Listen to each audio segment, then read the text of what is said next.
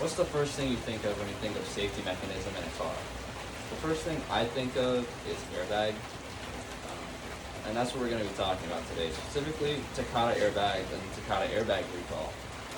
So the reason I want to talk about this is because knowledge can save lives in this case, and back in November of last year, I took my mom's 2004 Ford Explorer to a Ford dealership to get the Takata airbag replaced, and it was a very simple and easy to do process. So back in November of 2014, Takata Corporation issued a recall recalling more than 60 million airbags and inflators. That includes steering wheel airbags, seat airbags, curtain airbags, and dash airbags. So basically any airbag you can think of, Takata's probably made it.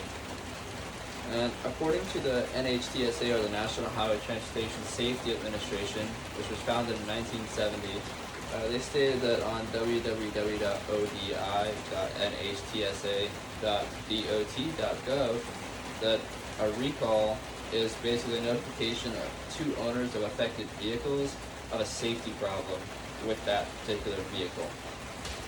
So basically the reason Takata airbags are being recalled is because the inflators are not inflating properly. They're either exploding on impact, underinflating on impact, or not inflating at all. And all of these things are not what's supposed to happen when impact occurs in a vehicle.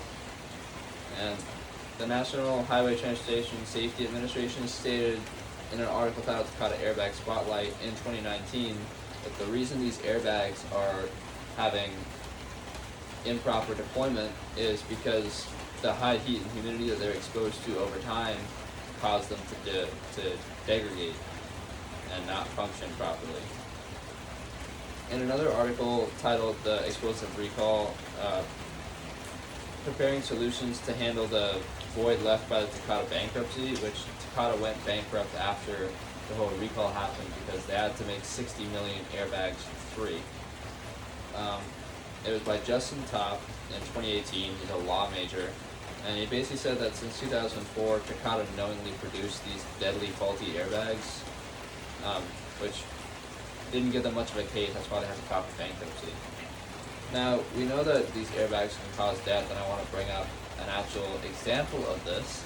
So I'm from Orlando, Florida, and back in 2014, in Orlando, Florida, a woman named Peen Thai Tran ended up in a car accident in her 2001 Honda Accord.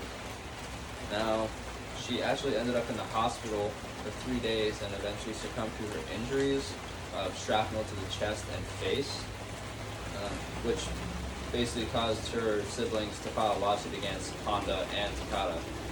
Now, they've basically been using the Florida Highway Patrol and NHTSA files from the day of the accident in this case, and both the NHTSA and Florida Highway Patrol stated that the shrapnel they found in the vehicle was consistent with the shrapnel they found in Miss Tran's chest and face, which is why she died.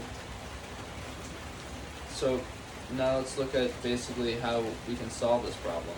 So by spreading knowledge and teaching people how to get their airbag replaced through a simple process, we can save tons of lives and prevent so many injuries in car accidents, which would make the roads safer. Now the solution to the problem is simple, and basically it's available to almost everyone. And since the recall was issued, more than 16 people in the US have died from these airbags, and more than 250 have been seriously injured. And these numbers go up every day because this is an ongoing problem. Now, if the information here is taken seriously and we can get to all these deadly airbags before they're deployed and get them out of these vehicles, again, we can save countless lives. So now I'm going to tell you exactly what you need to do to get these airbags off the road. So first step is you're going to have to go to www.safeairbags.com and go ahead and look up your VIN number or vehicle identification number. This is normally found in the bottom driver's side corner of the window on a placard in white letters, or you can find it when you open your door on the door sill. It'll be near your tire pressure sticker.